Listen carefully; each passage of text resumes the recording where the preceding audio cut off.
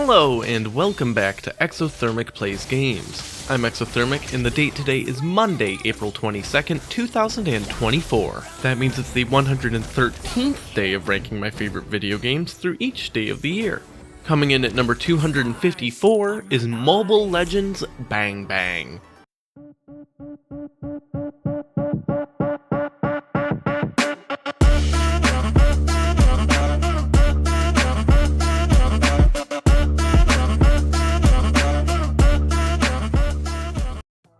Alright, I know what this game looks like, sounds like, and mostly plays like. And I won't sugarcoat it, this game does feel like a copy of League of Legends, even down to art assets. That being said, there are some actually great differences between the two. Story time. I started playing Mobile Legends because I was looking for a meatier game to play on mobile, but without needing to dedicate a lot of time to each game. At the time, there wasn't a ton of great options, but I found this and started playing with my wife, who had not yet played League in any way. I liked the game, but she immediately fell in love with it and still prefers it to League today. Both of them have a lot of obvious similarities in the character designs and mechanics.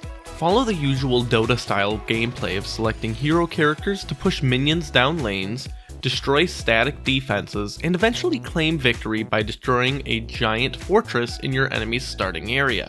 There's a jungle of stronger minions that give extra gold, experience, and player buffs around the map. Replace League's Dragon with a giant turtle, and replace Baron with Lord, though there's some differences for what those do, but I'll get to that in a bit. Despite their similarities, there's a handful of key differences. First, games are much shorter than in League, on average lasting about 20 minutes.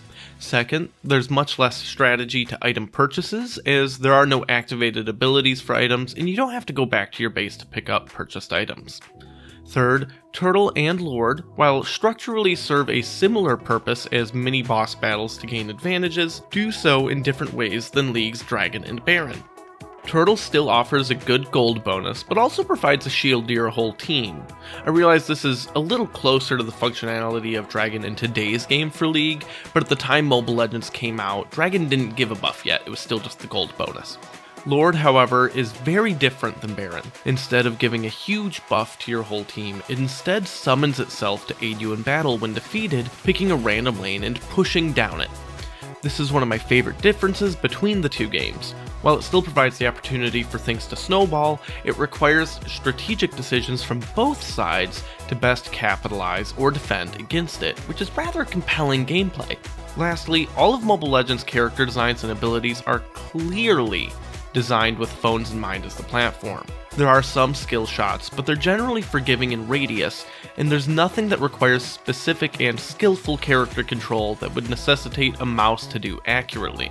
I've spent a fair amount of time comparing Mobile Legends to League, but after Riot's failed attempt at suing the developers of the game, they wound up making their own mobile game to compete with it, making many of the changes that Mobile Legends did in the first place due to adjust the formula for the platform and to keep game length down.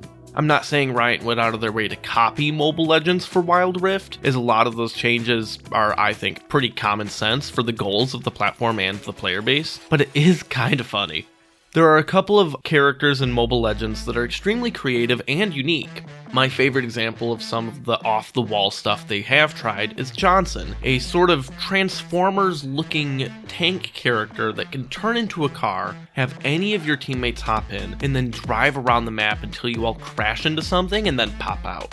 While many of the differences are done in the name of simplifying the game, which could sound like a bad thing, there's a time and place for everything, and as an in-depth game for being on the go, I think Mobile Legends excels at everything it's trying to do. Obviously, I haven't ranked League of Legends yet, and that's because it's overall higher on my list, but Mobile Legends still finds a place for me, and is actually the highest ranked game specifically designed for mobile on the list. There are better ranked games that you can technically play on your phone, but they were ported over from other platforms that they were originally designed for.